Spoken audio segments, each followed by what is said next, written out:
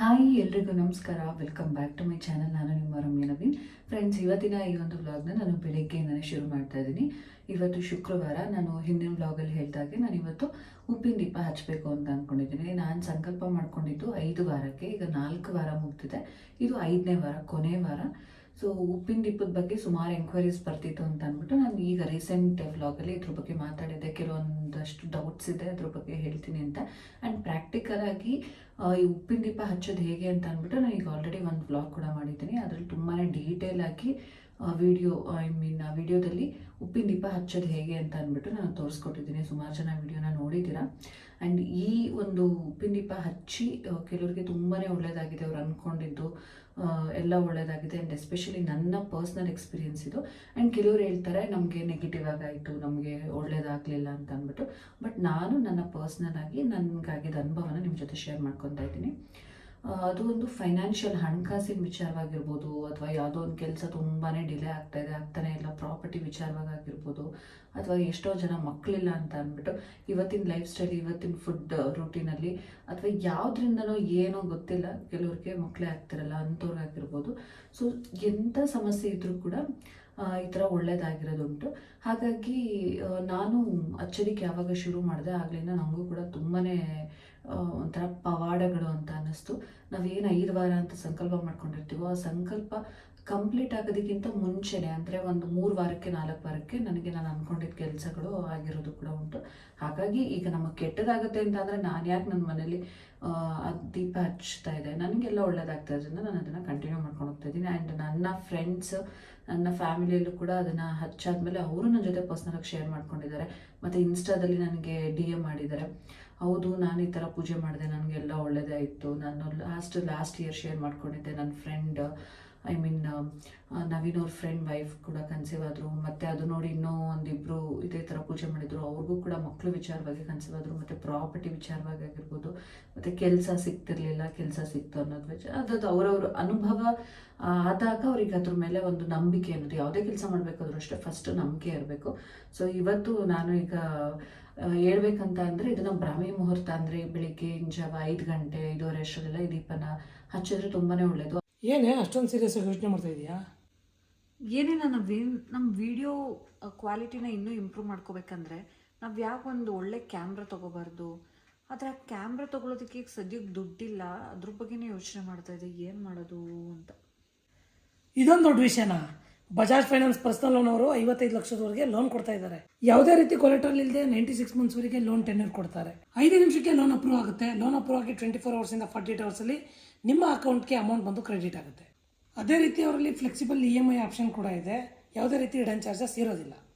ನಿಮ್ಮ ಸಿಬಿಲ್ ಸ್ಕೋರ್ ಏನಾದರೂ 685 ಪ್ಲಸ್ ಇದ್ದು, ನಿಮ್ಮ ಏಜು 20 ಇಂದ 80 ಇಯರ್ಸ್ ಒಳಗಡೆ ಇದ್ದು, ನೀವೇನಾದರೂ ಪಬ್ಲಿಕ್ ಸೆಕ್ಟರ್, MNC ಹಾಗೆ ಪ್ರೈವೇಟ್ ಸೆಕ್ಟರಲ್ಲಿ ವರ್ಕ್ ಮಾಡ್ತಾ ಇದ್ದರೆ, ಡಿಸ್ಕ್ರಿಪ್ಷನಲ್ಲಿ ಕೊಟ್ಟಿರೋ ಲಿಂಕ್ನ ಪ್ರೆಸ್ ಮಾಡಿ, ಮೊಬೈಲ್ ನಂಬರ್ನ ವೆರಿಫೈ ಮಾಡಿ, ಡೀಟೇಲ್ಸ್ನ ಫಿಲ್ ಮಾಡಿ, ಡಾಕ್ಯುಮೆಂಟ್ನ ಅಪ್ಲೋಡ್ ಮಾಡಿದ್ರೆ ಆಯಿತು. ಇಷ್ಟೇ ಸಿಂಪಲ್. ಎಲ್ಲ ಕಂಪ್ಲೀಟ್ ಡಿಜಿಟಲ್ ಪ್ರೊಸೆಸ್ ಇರುತ್ತೆ. ನೀವೇನಾದರೂ ಎಲಿಜಿಬಲ್ ಆಗಿದ್ದರೆ ಲೋನ್ ಅಪ್ರೂವ್ ಆಗಿದ್ದು 24ರಿಂದ 48 ಗಂಟೆ ಒಳಗಡೆ ಲೋನ್ ಅಮೌಂಟು ನಿಮ್ಮ ಅಕೌಂಟ್ಗೆ ಕ್ರೆಡಿಟ್ ಆಗುತ್ತೆ. ಜಾಸ್ತಿ ತಲೆ ಕೆಡಿಸ್ಕೋಬೇಡಿ. ಡಿಸ್ಕ್ರಿಪ್ಷನ್ ಕೊಟ್ಟು ಲಿಂಕ್ನ ಪ್ರೆಸ್ ಮಾಡಿ. ನೀನು ಲಿಂಕ್ ಪ್ರೆಸ್ ಮಾಡೆ. ಲಕ್ಷ್ಮಿ ಫೋಟೋನ ಒರೆಸಿ ಕುಂಕುಮ ಇಟ್ಟು ಅದಕ್ಕೆ ಹೂವೆಲ್ಲ ಇಟ್ಟು ಪೂಜೆನ ಸ್ಟಾರ್ಟ್ ಮಾಡಬೇಕಾಗುತ್ತೆ. ಮೊದಲನೇದಾಗಿ ನೋಡಿ, ನಾನು ಈ ಉಪ್ಪಿನ ದೀಪ ಹಚ್ಚೋದಕ್ಕೆ ಈ ಪ್ಲೇಟು ಸುಮಾರು ವರ್ಷಗಳಿಂದ ನಾನು ಈ ಪ್ಲೇಟ್ ಯೂಸ್ ಮಾಡ್ತಾ ಇದ್ದೀನಿ. ಮಣ್ಣಿಂದು ಪ್ಲೇಟು ಮತ್ತು ಈ 2 ದೀಪ, ಇದರಲ್ಲಿ ನಾವು 2 ದೀಪಗಳನ್ನ ಯೂಸ್ ಮಾಡ್ತೀವಿ. ಈ 2 ದೀಪಕ್ಕೆ ಒಂದಕ್ಕೆ ಮಾತ್ರ, ಮೇಲ್ಗಡೆ ಇರುವಂಥ ದೀಪಕ್ಕೆ ಮಾತ್ರ ಎಣ್ಣೆ ಹಾಕಿ ಇಲ್ಲಿ 2 ಬತ್ತಿಯನ್ನು ಹಾಕುವಂಥದ್ದು. ಈ ಒಂದು ಪ್ಲೇಟಲ್ಲಿ ಈ ಪ್ಲೇಟ್ ತುಂಬ ಈ ಹರಳುಪ್ಪು ಬರುತ್ತೆ ನೋಡಿ. ಸೊ ಅದು ಅಂತ ಅಂದರೆ ಈ ಪ್ಯಾಕಲ್ಲಿ ಏನಿದೆ, ಈ ಪ್ಯಾಕಲ್ಲಿ ನಾನು ಹರಳುಪ್ಪು ತೊಗೊಂಡು ಇದಕ್ಕೆ ಹಾಕ್ಕೊತೀನಿ. ಇದು ಫಿಲ್ ಆದಮೇಲೆ ನೆಕ್ಸ್ಟು ಹರಳುಪ್ಪನ್ನ ನಾನು ನೆಕ್ಸ್ಟ್ ವೀಕ್ಗೆ ಎತ್ತಿಟ್ಕೊತೀನಿ. ಆಯಿತಾ? ಈಗ ನಾನು ಇದನ್ನು ಫಿಲ್ ಮಾಡಬೇಕು. ಅದಕ್ಕಿಂತ ಮುಂಚೆ ಈಗ ಫಸ್ಟು ನಾವು ದೇವ್ರ ಫೋಟೋ ಇದೆ ಅಲ್ವಾ, ದೇವ್ರ ಫೋಟೋದ ಮುಂದೆ ನಾವು ಅಷ್ಟದಳದ್ದು ರಂಗೋಲಿನ ಹಾಕ್ಕೊಬೇಕು. ಸೊ ರಂಗೋಲಿ ತೊಗೊಂಡು ಬರ್ತೀನಿ. ಫ್ರೆಂಡ್ಸ್, ಈಗ ನೀವು ನೋಡ್ತಿರ್ಬೋದು, ಈಗ ನಾನು ಲಕ್ಷ್ಮೀ ದೇವ್ರ ಫೋಟೋದ ಮುಂದೆ ಈ ಅಷ್ಟದಳದ್ದು ರಂಗೋಲಿನ ಹಾಕಿ ಅದಕ್ಕೆ ಅರಿಶಿನ ಕುಂಕುಮನ ಹಾಕಿಟ್ಕೊಂಡಿದ್ದೀನಿ. ನಾನು ಬಾಳೆಹಣ್ಣು ಇಟ್ಕೊಂಡಿದ್ದೀನಿ. ನೈವೇದ್ಯಕ್ಕೆ ಬಾಳೆಹಣ್ಣು ಏನಾದರೂ ಮಾಡ್ಕೊಬೋದು, ಬೇರೆ ಫ್ರೂಟ್ಸ್ ಆದರೂ ಕೂಡ ಇಡ್ಬೋದು. ಸೊ ಈಗ ನಾನು ರಂಗೋಲಿ ಇಟ್ಕೊಂಡಾಯಿತು. ಈಗ ಹರಳುಪ್ಪನ್ನ ನಾನು ಪ್ಲೇಟ್ಗೆ ಹಾಕೊಂಡು ದೀಪನ ರೆಡಿ ಮಾಡ್ಕೊತೀನಿ. ಈಗ ನಾನು ಈ ಮಣ್ಣಿನ ಪ್ಲೇಟ್ ಏನಿದೆ ಅಲ್ವಾ, ಇದಕ್ಕೆ ಅರಿಶಿನ ಹಾಕಿ ಸುತ್ತ ಅರಿಶಿನ ಸವರ್ಕೋತಾ ಇದ್ದೀನಿ. ಈ ಅರಿಶಿನ ಹಾಕೊಂಡ್ಮೇಲೆ ಇದಕ್ಕೆ ಅರಿಶಿನ ಕುಂಕುಮ ಸುತ್ತ ಎಡ್ಜಸ್ ಏನಿರುತ್ತೆ ಇದಕ್ಕೆ ಅರಿಶಿನ ಕುಂಕುಮನ ಇಟ್ಕೊತೀನಿ. ಒಂಥರ ಸಾಲ್ಟ್ ಅಂತ ಅಂದರೆ ಅದು ಒಂದು ನೆಗೆಟಿವಿಟಿನ ರಿಮೂವ್ ಮಾಡುತ್ತೆ ಅಂತ ಹೇಳ್ತಾರೆ. ಮನೆ ಒರೆಸ್ಬೇಕಾದ್ರೂ ಅಷ್ಟೇ ಅದಕ್ಕೆ ಸಾಲ್ಟ್ ಹಾಕ್ಕೊಂಡು ಒರೆಸಿದ್ರೆ ಮನೇಲಿರುವಂಥ ಯಾವುದೇ ಥರ ನೆಗೆಟಿವಿಟಿ ಅನ್ನೋದೇನಿರುತ್ತೆ ಅದು ಹೋಗುತ್ತೆ ಅಂತ ಅಂದ್ಬಿಟ್ಟು. ಸೊ ಅಷ್ಟೊಂದು ಶಕ್ತಿ ಇದೆ ಉಪ್ಪಿಗೆ. ಏನೋ ಒಂದು ಇದೂ ಅಷ್ಟೇ, ನನಗೆ ಹೀಗೆ ಈ ಪೂಜೆ ಬಗ್ಗೆ ಗೊತ್ತಾಯಿತು ಅಂದರೆ ನಾನು ಇದೇ ಥರ ಯೂಟ್ಯೂಬಲ್ಲಿ ಇನ್ನೊಬ್ಬರು ಪೂಜೆ ಮಾಡೋದನ್ನ ನೋಡ್ಬಿಟ್ಟೇ ನಾನು ಶುರು ಮಾಡಿದ್ಮೇಲೆ ಎಲ್ಲ ನನಗಾಗಿರ್ಬೋದು ನಮ್ಮ ಅಕ್ಕನಿಗಾಗಿರ್ಬೋದು ಅದೇನೋ ಎಲ್ಲ ಒಳ್ಳೇದಾಗೋದಕ್ಕೆ ಬಂತು ಅಂತ ಅಂದಾಗ ನಾನು ನನಗಾದಂಥ ಅನುಭವನ ನಾನು ಶೇರ್ ಮಾಡ್ಕೊಬೇಕು. ಈಗ ಬೇರೊಬ್ಬರು ಈ ವಿಡಿಯೋನ ಮಾಡಿಲ್ಲ ಅಂತ ಅಂದಿದ್ರೆ ಮೇ ಬಿ ನನಗೂ ಇದ್ರ ಬಗ್ಗೆ ಗೊತ್ತಾಗ್ತಾ ಇರಲಿಲ್ಲ ಅನಿಸುತ್ತೆ. ಹಾಗಾಗಿ ನಾನು ಶೇರ್ ಮಾಡ್ಕೊಳ್ಳೋಣ ಅಂತ ಮಾಡಿದ್ದೆ. ಇದ್ರ ಬಗ್ಗೆ ತುಂಬಾ ಎಂಕ್ವೈರೀಸ್ ಈಗಲೂ ಕೂಡ ನಾನು ಆಲ್ಮೋಸ್ಟ್ ಒಂದು 3-4 ವರ್ಷದ ಹಿಂದೆ ಮಾಡಿರೋವಂಥ ವಿಡಿಯೋ ಅದು ಇವಾಗಲೂ ಕೂಡ ಕಮೆಂಟ್ ಮಾಡ್ತಾ ಇರ್ತೀರ ಆ ವಿಡಿಯೋ ನೋಡಿ. ಅದಕ್ಕೆ ನಾನು ರೀಸೆಂಟಾಗಿ ತೋರಿಸೋಣ ಅಂತ ಇದು ಮಾಡಿದ್ದು. ಈಗ ನೋಡಿ ನಂದು ನೀವು ಪ್ಲೇಟ್ ಚಿಕ್ಕ ತೊಗೊಂಡ್ರೆ ನಿಮಗೆ ಉಪ್ಪು ಕಡಿಮೆ ಹಿಡಿಯುತ್ತೆ. ಸೊ ನಾನೀಗ ಇದಿಷ್ಟು ಹಾಕ್ಕೊಂಡಿದ್ದೀನಿ. ಇದನ್ನು ನಾನು ನೆಕ್ಸ್ಟ್ ವೀಕಿಗೆ ಹಾಗೆ ದೇವ್ರ ಮನೆಯಲ್ಲೇ ಎತ್ತಿಟ್ಬಿಡ್ತೀನಿ. ನೋಡಿ ಈಗ ಉಪ್ಪು ಏನಿದೆ ಇದನ್ನು ಈಗ ಹಾಕ್ಕೊಂಡಿರೋವಂಥದ್ದು ಈ ಥರ ಪ್ಲೇಟಿಗೆ ಹರಳುಪ್ಪು ಈ ಥರ ಹಿಂಗೆ ಹಾಕ್ಕೊಂಡಿದ್ದೀನಿ. ಈಗ ಇದು ಪ್ಲೇಟ್ ರೆಡಿ ಇದೆ. ಈಗ ನಾನು ದೀಪ ರೆಡಿ ಮಾಡ್ಕೊತೀನಿ. ಈ ದೀಪಗಳೇನಿದೆ ಅಲ್ವಾ ಈ ದೀಪಗಳಿಗೂ ಕೂಡ ಫಸ್ಟು ಅರಿಶಿನ ಹಾಕ್ಕೊಂಡ್ಬಿಡ್ತೀನಿ. ದೀಪಗಳಿಗೂ ಅರಿಶಿನ ಹಾಕ್ಕೊಂಡು ಇದಕ್ಕೂ ಕೂಡ ಅರಿಶಿನ ಕುಂಕುಮ ನೋಡಿ, ಒಂದು ದೀಪದ ಮೇಲೆ ಇನ್ನೊಂದು ದೀಪ, ಕೆಳಗಡೆ ನಾನು ಏನೂ ಹಾಕಿಲ್ಲ, ಜಸ್ಟ್ ಅರಿಶಿನ ಹಚ್ಚಿರೋದಷ್ಟೇ.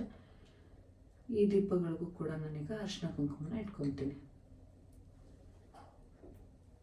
ಅರಿಶಿನ ಕುಂಕುಮ ಇಟ್ಕೊಂಡಾದ್ಮೇಲೆ ಈಗ ಬತ್ತಿ, ಇಲ್ಲಿ ನಾವು ಏನು ಮಾಡ್ತೀವಿ ಅಂತಂದರೆ ಈ 2 ದೀಪ ನೋಡಿ ಖಾಲಿ ಇದೆ ಈಗ ದೀಪ. ಈ ದೀಪಕ್ಕೆ ಈಗ ನಾನು ಇದಕ್ಕೆ ಏನಂತಾರೆ ಇದು ದಾರ, ಸಪ್ಪೆ ದಾರ ಅಂತ ಹೇಳ್ತಾರಲ್ವ, ಈ ಥರ ದಾರನ ತಗೊಂಡಿದ್ದೀನಿ. ಇದಕ್ಕೆ ನಾನು 2 ಬತ್ತಿಗಳನ್ನ ಮಾಡ್ಕೊತೀನಿ.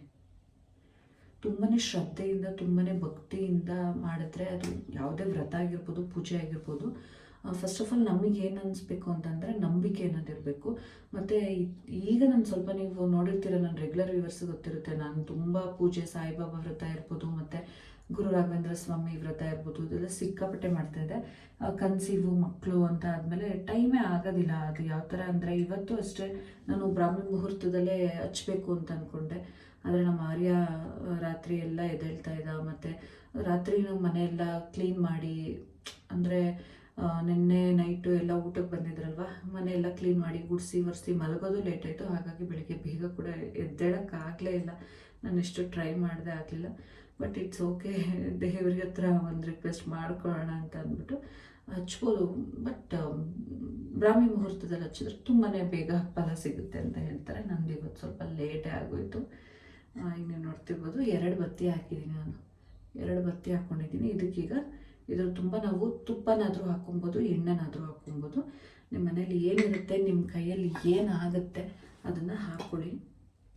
ಈಗ ನಾನಿಲ್ಲಿ ಎಣ್ಣೆನ ಹಾಕ್ಕೊತಾ ಇದ್ದೀನಿ. ಸೊ ಈ ದೀಪ ತುಂಬ ಎಣ್ಣೆ ಹಾಕಿರ್ತೀನಿ, ಅಂದರೆ ಇದು ಸ್ವಲ್ಪ ದೊಡ್ಡ ದೀಪ ಇದೆ ಅಲ್ವಾ. ಇದೇನಾಗುತ್ತೆ ಅಂದರೆ ನಾನು ಬೆಳಿಗ್ಗೆ ಹಚ್ಚಿದ್ರೆ ಈ ದೀಪನ ಸಂಜೆವರೆಗೂ ಇದು ದೀಪ ಉರಿತಾ ಇರುತ್ತೆ. ಅಂದರೆ ಸ್ವಲ್ಪ ದೀಪಗಳು ದೊಡ್ಡದಿದೆಯಲ್ಲ, ನೀವು ಚಿಕ್ಕ ದೀಪನೂ ಬೇಕಾದರೆ ತೊಗೊಬೋದು. ಪ್ಲೇಟು ಅಷ್ಟೇ, ನಿಮಗೆ ಚಿಕ್ಕ ಪ್ಲೇಟ್ ಸಿಗುತ್ತೆ ಅಂತಂದರೆ ನೀವು ಚಿಕ್ಕ ಪ್ಲೇಟಲ್ಲೇ ಇಟ್ಕೊಬೋದು. ಸಾಲ್ಟನ್ನು ಕೂಡ ಚಿಕ್ಕ ಪ್ಲೇಟಲ್ಲೇ ಇಟ್ಕೊಬೋದು, ತೊಂದರೆ ಇಲ್ಲ. ನನಗೆ ದೀಪ ಮತ್ತು ಪ್ಲೇಟ್ 2 ಸ್ವಲ್ಪ ಇಲ್ಲಿ ನಾನು ದೊಡ್ಡದನ್ನೇ ತೊಗೊಂಡಿದ್ದೀನಿ ನೋಡಿ. ಈಗ ಈ ದೀಪದ ತುಂಬ ನಾನು ಎಣ್ಣೆನ ಹಾಕಿದ್ದೀನಿ, ಬತ್ತಿ ಕೂಡ ಹಾಕ್ಕೊಂಡಿದ್ದೀನಿ. ಈಗ ಇದು ರೆಡಿ ಇದೆ.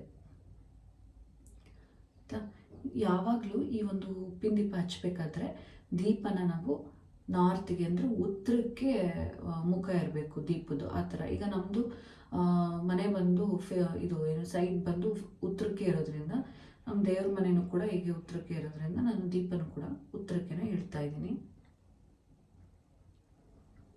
ಹೀಗೆ ಇಟ್ಕೊಂಡು ಇದಕ್ಕೆ ನಮಗೆ ಯಾವ ಹೂವು ಬೇಕೋ ಆ ಹೂವನ್ನ ಇಟ್ಕೊಂಡು ದೀಪನ ಅಲಂಕಾರ ಮಾಡ್ಕೊಬೋದು. ಈ ಪ್ಲೇಟ್ನ ಪರ್ಟಿಕ್ಯುಲರ್ ಆಗಿ ಇದೇ ಹೂವು ಇಡಬೇಕು ಆ ಥರ ಎಲ್ಲ ಏನೂ ಇಲ್ಲ. ಸೊ ನಾನೀಗ ಈ ಪ್ಲೇಟ್ ಸಾಲ್ಟದು ಪ್ಲೇಟ್ ಏನಿದೆ ಅದಕ್ಕೆ ಹೂವುಗಳನ್ನ ಇಟ್ಕೊತಾ ಇದ್ದೀನಿ. ನಾನಿಲ್ಲೊಂದು 5 ಹೂವನ್ನ ಇಟ್ಕೊಂಡಿದ್ದೀನಿ. ಸೊ ಈಗ ದೀಪ ಹಚ್ಚೋದಕ್ಕೆ ದೀಪ ರೆಡಿಯಾಗಿದೆ, ನೀವು ನೋಡ್ತಾ ಇರ್ಬೋದು. ಈ ಥರ ರೆಡಿ ಮಾಡಿಕೊಂಡ್ರೆ ಆಯಿತು. ಇದ್ರ ಬಗ್ಗೆ ತುಂಬ ಜನ ಮನೇಲಿ ಯಾವುದೇ ಕಾರಣಕ್ಕೂ ನಾನ್ ವೆಜ್ ಮಾಡಬೇಡಿ. ಮನೇಲಿರೋರು ಯಾರು ಕೂಡ ಪರ್ಟಿಕ್ಯುಲರಾಗಿ ಶುಕ್ರವಾರ ನಾನ್ ವೆಜ್ ತಿನ್ನಬೇಡಿ. ನೀವು 5 ವಾರ ಸಂಕಲ್ಪ ಮಾಡ್ಕೊಂಡಿರ್ತೀರ ಅಲ್ವಾ, 5 ವಾರದವರೆಗೂ ನಾನ್ ವೆಜ್ ತಿನ್ನಬಾರ್ದಾ ಅಂತ ಕೇಳ್ಬೋದು. ಹಾಗೇನಿಲ್ಲ, ಪರ್ಟಿಕ್ಯುಲರಾಗಿ ಶುಕ್ರವಾರ ನಾನ್ ವೆಜ್ ತಿನ್ನಬಾರ್ದು ಅಷ್ಟೇ. ಸೊ ಈಗ ದೀಪ ರೆಡಿ ಇದೆ, ನಾನೀಗ ಪೂಜೆ ಮಾಡ್ತೀನಿ, ದೀಪ ಹಚ್ತೀನಿ. ಜೊತೆಗೆ ಇನ್ನೊಂದು ಏನಂತ ಅಂದರೆ, ನಾವು ದೀಪ ಹಚ್ಚಬೇಕಾದ್ರೆ ಮನೇಲಿ ರೆಗ್ಯುಲರ್ ಆಗಿರೋ ದೀಪ ಹಚ್ತಿರ್ತೀವಲ್ವ, ಆ ದೀಪನ ಹಚ್ಬೋದು. ಅದಕ್ಕೂ ಇದಕ್ಕೂ ಏನು ತೊಂದರೆ ಇಲ್ಲ, ಸಮಸ್ಯೆ ಇಲ್ಲ. ಈಗ ನೋಡಿ, ಲಕ್ಷ್ಮಿ ಫೋಟೋ ಮುಂದೆ ನಾನೀಗ ರಂಗೋಲಿ ಬಿಟ್ಟು ಈ ದೀಪಗಳನ್ನ ಈ ಥರ ಇಟ್ಟಿದ್ದೀನಿ. ನಾರ್ಮಲಾಗಿ ಏನು ದೇವ್ರಿಗೆ ದೀಪ ಹಚ್ತಾ ಇದ್ವಿ ಆ ದೀಪಗಳು ಕೂಡ ನಾರ್ಮಲಾಗಿ ಹಚ್ತೀನಿ. ಸೊ ಈಗ ಪೂಜೆ ಸ್ಟಾರ್ಟ್ ಮಾಡ್ತೀನಿ. ಫ್ರೆಂಡ್ಸ್, ನಾನಿಲ್ಲಿ ಸಹಸ್ರನಾಮ, ವಿಷ್ಣು ಸಹಸ್ರನಾಮನ ಹಾಕ್ಕೊಂಡು ಈಗ ದೇವ್ರ ಪೂಜೆನ ಸ್ಟಾರ್ಟ್ ಮಾಡ್ತಾ ಇದ್ದೀನಿ. ವಿಷ್ಣು ಸಹಸ್ರನಾಮ ಕೇಳೋದ್ರಿಂದ ಅಥವಾ ಹೇಳೋದ್ರಿಂದ ಎಷ್ಟು ಅನುಕೂಲಗಳಿದೆ, ಎಷ್ಟು ಒಳ್ಳೆಯದಾಗುತ್ತೆ ಅಂತ ಅಂದರೆ, ಯಾವುದೋ ಒಂದು ಕೆಲಸ ನಮಗೆ ತುಂಬಾ ಡಿಲೇ ಆಗ್ತಾನೇ ಇಲ್ಲ ಅಂತ ಅಂದಾಗ ಈ ವ್ರತ ಏನೋ ಮಾಡ್ತಿದ್ದೀವಿ, ಜೊತೆಗೆ ವಿಷ್ಣು ಸಹಸ್ರನಾಮನ ಕೇಳೋದ್ರಿಂದ ಅಥವಾ ವಿಷ್ಣು ಸಹಸ್ರನಾಮನ ಹೇಳೋದ್ರಿಂದ ಆ ಕೆಲಸ ಆದಷ್ಟು ಬೇಗ ಕಂಪ್ಲೀಟ್ ಆಗುತ್ತೆ. ಸೊ ಅದು ಒಂದು ನಮಗೆ, ಅದು ಕೂಡ ತುಂಬಾ ಒಳ್ಳೆಯದು. ಹೆಂಗಿದ್ರೂ ಲಕ್ಷ್ಮೀ ಪೂಜೆ ಮಾಡ್ತಾ ಇದ್ದೀವಿ, ವಿಷ್ಣು ಪ್ರಿಯ ಲಕ್ಷ್ಮಿ, ಹಾಗಾಗಿ ವಿಷ್ಣು ಸಹಸ್ರನಾಮನ ಕೇಳ್ತಾ ಈ ಪೂಜೆನ ಸ್ಟಾರ್ಟ್ ಮಾಡ್ತೀನಿ ಈಗ ನಾನು. ಫ್ರೆಂಡ್ಸ್, ಈಗ ನಾನು ಪೂಜೆಗೆಲ್ಲ ರೆಡಿ ಮಾಡಿದ್ದೀನಿ ಅಲ್ವಾ. ಈಗ ಸಂಕಲ್ಪ ಮಾಡಿಕೊಂಡು ದೇವ್ರ ಹತ್ರ ನಮ್ಮ ಪ್ರಾರ್ಥನೆಯನ್ನು ಮಾಡಿಕೊಂಡು, ನಮ್ಮ ಬೇಡಿಕೆಗಳೇನಿದೆ, ನಮ್ಮ ಕಷ್ಟ ಸುಖ ಏನಿದೆ ಅದನ್ನು ಹಂಚ್ಕೊಂಡು ನೀಟಾಗಿ ನಾವು ಪ್ರಾರ್ಥನೆ ಮಾಡಿಕೊಂಡು ಈಗ ನಾನು ದೀಪನ ಹಚ್ಚಬೇಕು. ಸೊ ಫಸ್ಟು ನಾನು ಅರಿಶಿನ ಕುಂಕುಮ ಎಲ್ಲ ಇಟ್ಕೊಂಡು ಈಗ ದೀಪನ ಹಚ್ತೀನಿ. ಏನಾದರೂ ಒಂದು ಮನಸ್ಸಿಗೆ ಅನಿಸ್ತಾ ಇರುತ್ತೆ ನಮಗೆ, ಅವತ್ತು ತುಂಬ ಭಾವುಕರಾಗ್ತೀವಿ, ಒಂಥರ ಮನಸ್ಸಿಗೆ ಒಂಥರ ರಿಲ್ಯಾಕ್ಸ್ ಆಗ್ತಾ ಇರುತ್ತೆ. ಈ ಥರ ಏನೋ ವ್ರತ ಪೂಜೆ ಶುರು ಮಾಡಬೇಕಾದ್ರೆ ಜೊತೆಗೆ ಅದೇ ರೀತಿ ಎಮೋಷ್ನಲ್ ಕೂಡ ಆಗ್ತಾ ಇರ್ತೀವಿ. ಯಾಕಂದರೆ ನಿನ್ನನ್ನು ನಂಬಿ ಈ ಒಂದು ವ್ರತನ ಸ್ಟಾರ್ಟ್ ಮಾಡ್ತಾ ಇದ್ದೀನಿ, ನೀನು ನನ್ನನ್ನು ಕಾಪಾಡು ಅಂತ ಅಂದ್ಬಿಟ್ಟು ನಾವು ದೇವ್ರ ಹತ್ರದ್ದು ಮನುಷ್ಯ ಅಂದಾದ್ಮೇಲೆ ಏನಾದರೂ ಒಂದು ಸಮಸ್ಯೆ ಇದ್ದೇ ಇರುತ್ತೆ. ಎಲ್ರಿಗೂ ಎಲ್ಲವನ್ನು ಕೊಟ್ಟಿರೋದಿಲ್ಲ. ಸೊ ನಮ್ಮ ಬೇಡಿಕೆಗಳು ಯಾರೂ ಇಲ್ಲ ಅಂತ ಅಂದವ್ರಿಗೆ ದೇವ್ರಿದ್ದಾನೆ ಅನ್ನೋ ಒಂದು ನಂಬಿಕೆ. ಹಾಗಾಗಿ ನಾವು ಯಾರ ಹತ್ರನೋ ಏನೋ ನಮ್ಮ ಕಷ್ಟಗಳನ್ನ ಹೇಳ್ಕೊಂಡಾಗ ಅವ್ರು ಮುಂದೆ ಕೇಳಿಸ್ಕೋಬೋದು, ಬಟ್ ಹಿಂದೆ ಅದನ್ನು ಕೇಳಿಸ್ಕೊಂಡು ನಗಾಡ್ಬೋದು. ಆದರೆ ಭಗವಂತ ಆ ಥರ ಮಾಡಲ್ಲ. ಭಗವಂತ ಅಂದ್ರೇ ಒಂದು ಭರವಸೆ, ದೇವರು ಅಂತ ಅಂದರೆ ಭರವಸೆ. ನನಗೆ ಎಷ್ಟೋ ಸಲ ಅನಿಸ್ತಾ ಇರುತ್ತೆ, ದೇವರು ಅನ್ನೋದಿಲ್ಲ ಅಂತಂದಿದ್ರೆ ನಾವು ಎಷ್ಟು ವೀಕ್ ಆಗಿಬಿಡ್ತಾ ಇದ್ವಿ, ಎಷ್ಟು ಆ ಧೈರ್ಯ ಅದೆಲ್ಲ ಬರ್ತಾನೆ ಇರಲಿಲ್ಲ ನಮಗೆ. ಸೊ ಈಗ ನೋಡಿ, ನಾನು ದೀಪ ಹಚ್ಚಾಯಿತು. ಈಗ ದೀಪ ಹಚ್ಚಿ ಮತ್ತೆ ನಾನು ಪ್ರಾರ್ಥನೆ ಮಾಡ್ಕೊತಾ ಇದ್ದೀನಿ, ಅಂದರೆ ಸಂಕಲ್ಪ ಮಾಡ್ಕೊತಾ ಇದ್ದೀನಿ. ನನ್ನ ಬೇಡಿಕೆಗಳೇನು, ನನಗೇನೇನು ಕೆಲಸಗಳಾಗಬೇಕು, ಆ ಒಂದು ಭಕ್ತಿ ಮತ್ತು ಶ್ರದ್ಧೆಯಿಂದ ನಾವು ದೇವರನ್ನ ಬೇಡ್ಕೊಂಡು ಪೂಜೆನ ಮಾಡಿದ್ದೆ ಆದರೆ ನನ್ನ ಪ್ರಕಾರ 100ಕ್ಕೆ 100% ಅದು ಒಳ್ಳೆಯದಾಗೇ ಆಗುತ್ತೆ. ಸೊ ಈಗ ದೀಪ ಎಲ್ಲ ಹಚ್ಚಾಯಿತು, ಪೂಜೆ ಮಾಡ್ತಾಯಿದ್ದೀನಿ. ನಿಜವಾಗ್ಲೂ ಬ್ಲೆಸ್ಡ್ ಅಂತ ಅನ್ನಿಸ್ತಾ ಇತ್ತು. ಅದು ಏನೇ ಆಗಲಿ ಒಂಥರ ಏನೋ ಎಮೋಷ್ನಲ್ ಆಗ್ತೀವಿ. ನನಗಂತೂ ಆ ಪೂಜೆ ಮಾಡಬೇಕಾದ್ರೆ ಒಂಥರ ಅಳುನೇ ಬರ್ತಾಯಿತ್ತು ಅಂತ ಅನಿಸುತ್ತೆ. ಒಂಥರ ಡೈರೆಕ್ಟ್ ಕನೆಕ್ಷನ್ ಇರುತ್ತೆ ದೇವ್ರಿಗೂ ನಮಗೂ. ಆ ದೇವರು ಹತ್ರ ನಾವು ಏನೋ ಹೇಳ್ಕೊಂಡು ಮಾತಾಡಿಕೊಂಡು ಕಾನ್ವರ್ಸೇಷನ್ ಮಾಡ್ತಿದ್ದೀವೇನೋ ಅಂತ ಅನಿಸುತ್ತೆ. ನೋಡಿ, ನಮ್ಮ ಪೂಜೆಗೆ ಪ್ರತಿಫಲ ಇದೇನೆ. ನಾನು ಅಂದ್ಕೊಂಡೇ ಇರಲಿಲ್ಲ ಈ ಥರ ಏನು ಲಕ್ಷ್ಮಿ ಫೋಟೋದಿಂದ ಹೂವು ಆಗುತ್ತೆ ಅಂತ ಅಂದ್ಬಿಟ್ಟು. ಕರೆಕ್ಟಾಗಿ ನಾನು ದೇವ್ರ ಹತ್ರ ಹಿಂಗೆ ಕುತ್ಕೊಂಡು ನಾನು ಮಾತಾಡಬೇಕಾದ್ರೆ ಆ ಹೂವಾಯಿತು. ಅದು ಆ ಮೂಮೆಂಟಲ್ಲಿ ಒಂಥರ ರೋಮಾಂಚನ ಅಂತ ಅನ್ನಿಸ್ತು. ಏನು ಅದು ಲಕ್ಷ್ಮಿ ಫೋಟೋದಿಂದ ಹೂವಾಯಿತು, ಅದೇ ಪ್ಲೇಸಿಂದ ರಾಘವೇಂದ್ರ ಸ್ವಾಮಿ ಫೋಟೋದಿಂದನೂ ಕೂಡ ಹೂವಾಗಿದೆ. ಸೊ ನಾನು 3 ಹೂವುಗಳನ್ನ ಇಟ್ಟಿದ್ದೆ. ಒಂಥರ ಬ್ಲೆಸ್ಡ್ ಅಂತ ಅನ್ನಿಸ್ತು, ತುಂಬ ಖುಷಿ ಆಯಿತು. ಆ್ಯಂಡ್ ಈ ನೆಕ್ಸ್ಟ್ ಡೇ ಈ ಉಪ್ಪನ್ನ ಏನು ಮಾಡಬೇಕು ಏನು ಅನ್ನೋದನ್ನ ನಾನು ಕಮ್ಮಿಂಗ್ ವ್ಲಾಗ್ಸಲ್ಲಿ ಹೇಳ್ತೀನಿ. ಅದನ್ನು ಬೆಳಗ್ಗೆ ಎದ್ದ ತಕ್ಷಣ ಮತ್ತೆ ತಲೆ ಸ್ನಾನ ಮಾಡಿ ಉಪ್ಪನ್ನ ನಾವು ಸಿಂಕ್ಗೆ ಹಾಕಿ ಕರಗಿಸ್ಬಿಡ್ಬೇಕಾಗುತ್ತೆ. ಆ್ಯಂಡ್ ಪ್ರಾಕ್ಟಿಕಲಾಗಿ ನಾನು ಮಾಡಿದಾಗ ವಿಡಿಯೋನ ಖಂಡಿತವಾಗ್ಲೂ ಶೇರ್ ಮಾಡ್ತೀನಿ. ತುಂಬಾ ಖುಷಿಯಿಂದ ಪೂಜೆ ಎಲ್ಲ ಮುಗಿಸ್ದೆ, ಒಂಥರ ಸಮಾಧಾನ ಆಯಿತು, ಪ್ರಾರ್ಥನೆ ಎಲ್ಲ ಮಾಡ್ಕೊಂಡಿದ್ದಾಯಿತು. ಆ್ಯಂಡ್ ಫೈನಲಿ ದೇವರಿಗೆ ಆರತಿ ಕೂಡ, ಲಾಸ್ಟಲ್ಲಿ ಆರತಿ ಕೂಡ ಮಾಡಿದ್ದಾಯಿತು. ಆ್ಯಂಡ್ ಬ್ಲೆಸ್ಡ್ ಅಂತ ಅನಿಸ್ತು. ಬೆಳಿಗ್ಗೆ ಪೂಜೆ ಎಲ್ಲ ಆದಮೇಲೆ ಇನ್ನು ನಾನು ಬ್ರೇಕ್ಫಾಸ್ಟ್ ಎಲ್ಲ ಮಾಡೋದಕ್ಕೆ ಹೋಗಲಿಲ್ಲ. ಅಮ್ಮ ಬ್ರೇಕ್ಫಾಸ್ಟ್ ಮಾಡಿಕೊಟ್ರು, ನಂಗೆ ಪೂಜೆ ಅದು ಇದು ಕೆಲಸ ಇರುತ್ತೆ ಅಂತ ಅಂದ್ಬಿಟ್ಟು. ಇನ್ನು ನಾನೀಗ ವ್ಲಾಗ್ನ ಈವ್ನಿಂಗ್, ಈಗ ಆಲ್ರೆಡಿ 7:30 ಆಗಿದೆ. 7:30 ಸ್ಟಾರ್ಟ್ ಮಾಡ್ತಾ ಇದ್ದೀನಿ. ನಾನು ಹೇಳಿದ್ನಲ್ಲ, ಉಪ್ಪಿನ ದೀಪ ಒಂಥರ ಅದು ಇವತ್ತು ಲಾಸ್ಟ್ 5th ವೀಕು, ಅದೊಂಥರ ಒಂದು ಮಿರಾಕಲ್ ಆಗುತ್ತೆ ಅಂತ ಅಂದ್ಬಿಟ್ಟು.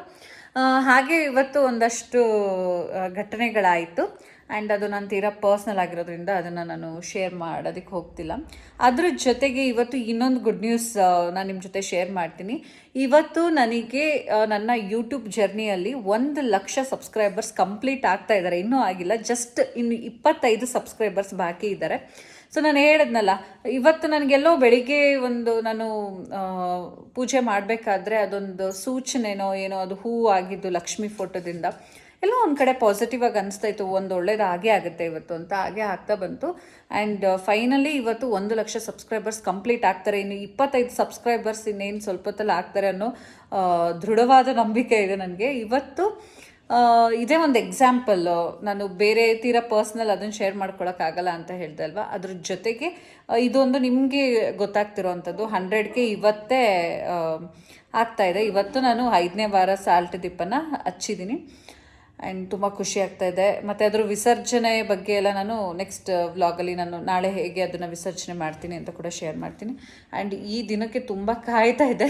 ಸೊ ಕೆಲವರು ಕಮೆಂಟ್ ಹಾಕಿದ್ರಿ, ಅಡ್ವಾನ್ಸ್ ವಿಶಸ್ನ ಹೇಳಿದ್ರಿ, thank you so much. And ಅದ್ರ ಜೊತೆಗೆ ವ್ಲಾಗ್ ಇಮಿಡಿಯೇಟಾಗಿ ವ್ಲಾಗ್ ಮಾಡಿ ಅಂತ ಅಂದಿದ್ರಿ. ಖಂಡಿತವಾಗ್ಲೂ ನಾನು ಅದಕ್ಕೆ ಇವತ್ತಿನ ವ್ಲಾಗಲ್ಲೇ ಹಾಕ್ಬಿಡೋಣ ಅಂತ ಅಂದ್ಬಿಟ್ಟು ಶೇರ್ ಮಾಡ್ತಾ ಇದ್ದೀನಿ. ಆ್ಯಂಡ್ ಕೌಂಟ್ ಡೌನ್ ಸ್ಟಾರ್ಟ್ ಆಗಿದೆ. ನನಗೆ ಒಂಥರ ತುಂಬ ವರ್ಷದ ಕನಸು ಅಂತಲೇ ಹೇಳ್ಬೋದು.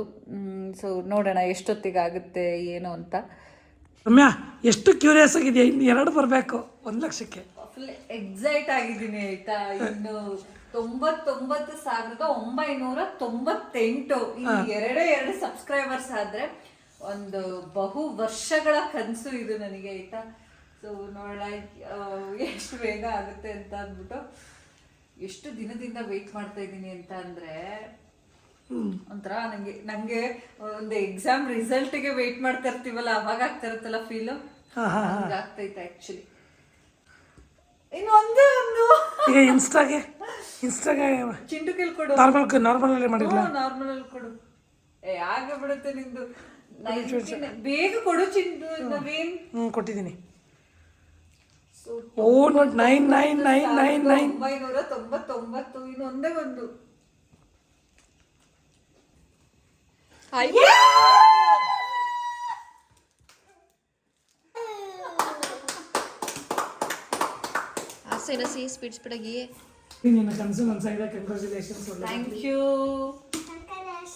Thank you friends.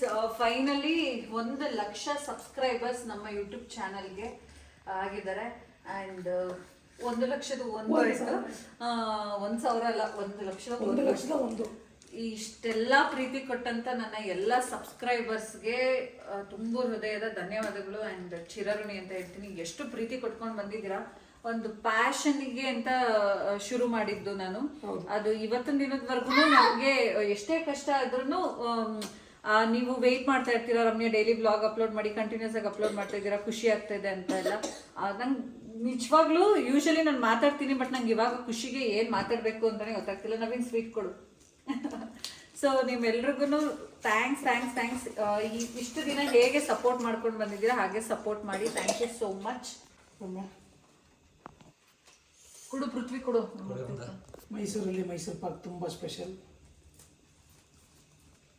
ಸ್ವಲ್ಪ ಈಗ ಝೂಮ್ ಮಾಡು. ಕೊಡ್ರಾ? Thank you.